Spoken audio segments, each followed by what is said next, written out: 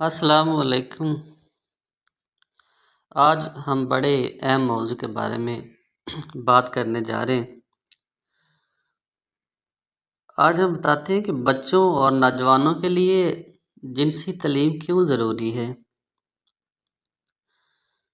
سب سے پہلا سوال تو یہ ہے کہ جنسی تعلیم بچوں کو کس عمر میں دی جائے۔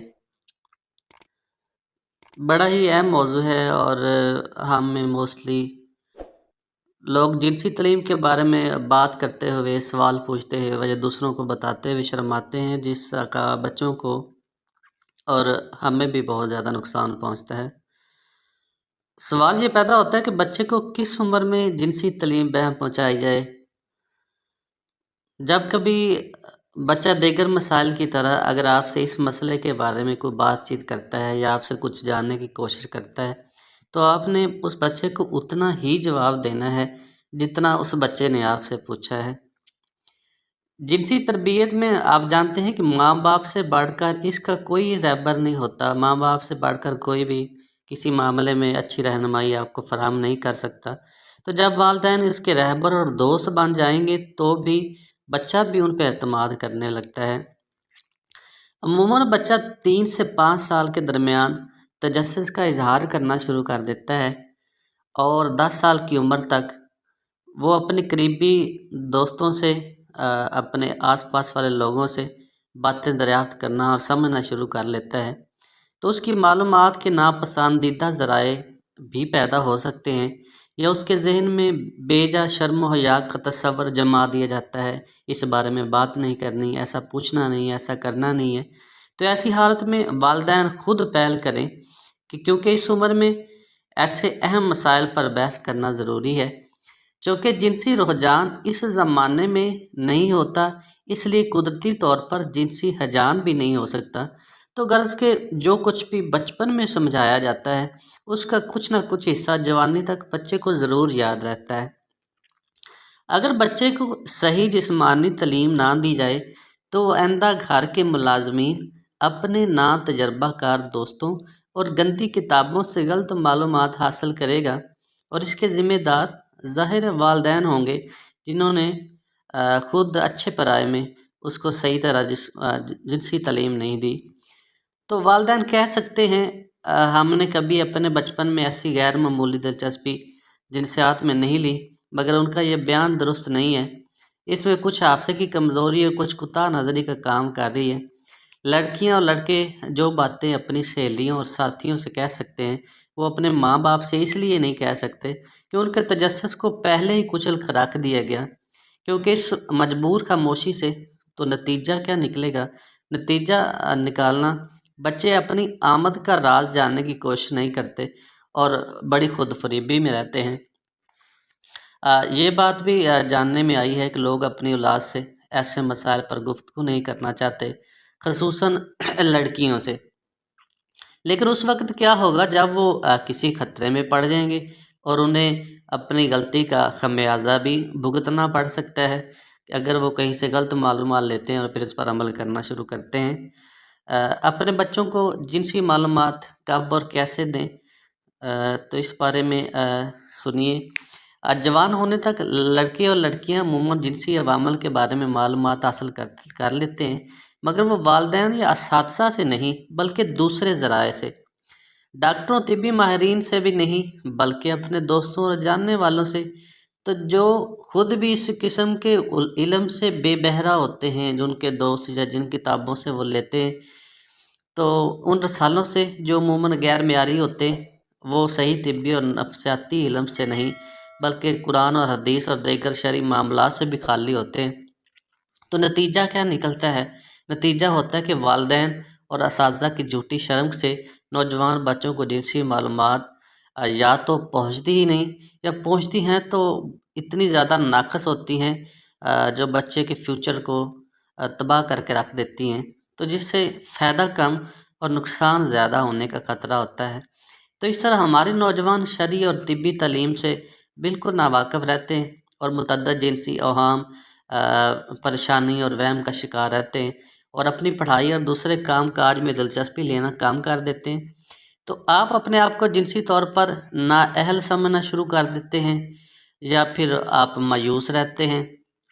کچھ لوگ عطائیوں کے ہاتھ لگ جاتے ہیں، حکیموں کے ہاتھ لگ جاتے ہیں، اب جو ان کی پریشانی میں اضافہ کرنا شروع کر دیتے ہیں۔ تو والدین بھی ان کی یہ حالت بے بسی سے دیکھتے رہتے ہیں اور قسم قسم کے اندیشوں میں گرفتار ہو جاتے ہیں، اور بعض اوقات بچوں کو ڈانٹ ڈپٹ اور سختی کرتے ہیں، مگر یہ سب بے فائدہ ہوتا ہے۔ مستند ڈاکٹر سے مشورہ طلب کرنا بہتر ہے، مگر ڈاکٹر بھی اس مسئلے کا حل سے ناواقف ہوتے ہیں۔ اپنے بچوں کو اس پریشانی سے بچانے کے لیے اب والدین کیا کر سکتے ہیں؟ تو اس کا جواب یہ ہے کہ پہلے ان کو خود معلومات حاصل کرنی چاہیے، پھر بچوں کو منتقل کرنی چاہیے۔ اب سوال یہاں پہ یہ بھی آپ کر سکتے ہیں کہ جوان لڑکوں اور لڑکیوں سے کس طرح اتنے حساس موضوعات پر بات کی جائے؟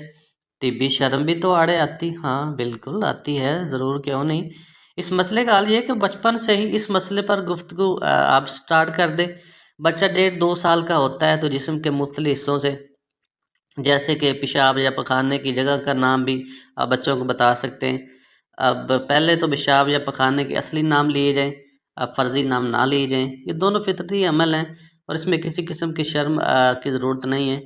پھر آپ ان جگہوں کو پیشاب اور پخانے کی جگہوں کے نام بھی دے سکتے ہیں، اور پھر آپ بچوں کو کہہ سکتے ہیں کہ پخانے کی جگہ اور یا پیشاب کی نالی۔ تو اس کے علاوہ جو الفاظ آپ مناسب سمجھیں، ایسے الفاظ کو عضو یا مقد بھی آپ کہہ سکتے ہیں۔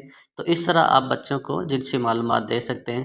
اگر بچہ اپنے عضو کو ہاتھ لگاتا ہے تو اس میں غصہ ہونے کی ضرورت نہیں ہے، البتہ 3 سال کی عمر سے اس کو یہ سمجھانا چاہیے کہ لوگ اس عمل کو برا سمجھتے ہیں، تو اس لیے کسی کے سامنے ایسا نہیں کرنا چاہیے۔